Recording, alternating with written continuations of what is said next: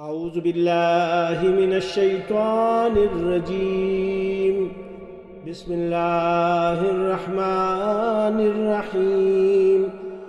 إن الله يأمركم أن تؤدوا الأمانات إلى أهلها وإذا حكمتم بين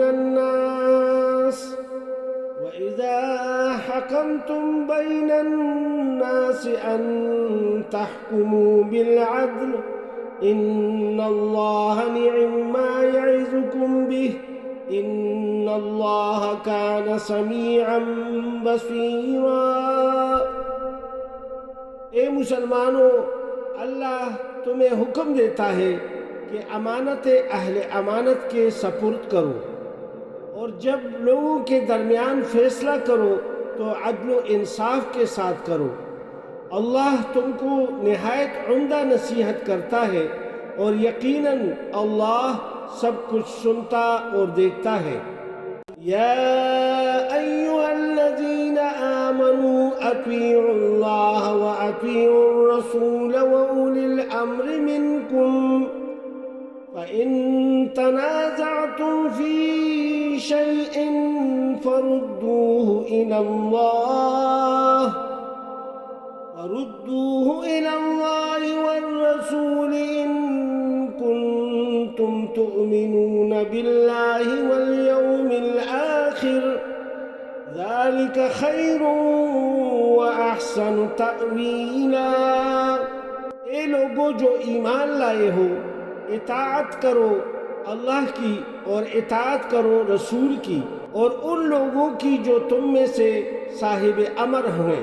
پھر اگر تمہارے درمیان کسی معاملہ میں نزاع یعنی جھگڑا ہو جائے تو اسے اللہ اور رسول کی طرف پھیر دو، یعنی اللہ اور رسول کے حکم کے مطابق اس کا فیصلہ کرو، اگر تم واقعی اللہ اور روز آخرت پر ایمان رکھتے ہو۔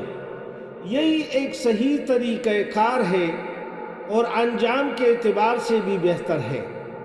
أَلَمْ تَرَ إِلَى الَّذِينَ يَزْعُمُونَ أَنَّهُمْ آمَنُوا بِمَا أُنزِلَ إِلَيْكَ وَمَا أُنزِلَ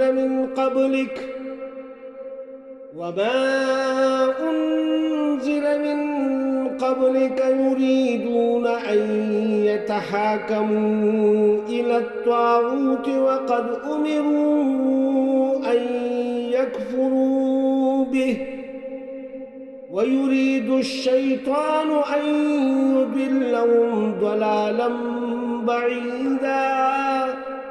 اے نبی صلی اللہ علیہ وآلہ وسلم، آپ نے دیکھا نہیں ان لوگوں کو جو دعویٰ تو کرتے ہیں کہ ہم ایمان لائے ہیں اس کتاب پر جو آپ کی طرف نازل کی گئی ہے اور ان کتابوں پر جو آپ سے پہلے نازل کی گئی تھی، مگر چاہتے یہ ہیں کہ اپنے معاملات کا فیصلہ کرانے کے لیے طاغوت کی طرف رجوع کرے، حالانکہ انہیں حکم یہ دیا گیا تھا کہ وہ طاغوت کے فیصلے تسلیم نہ کرے، اور شیطان تو یہ چاہتا ہے کہ انہیں گمراہ کر کے بہت دور تک لے جائے۔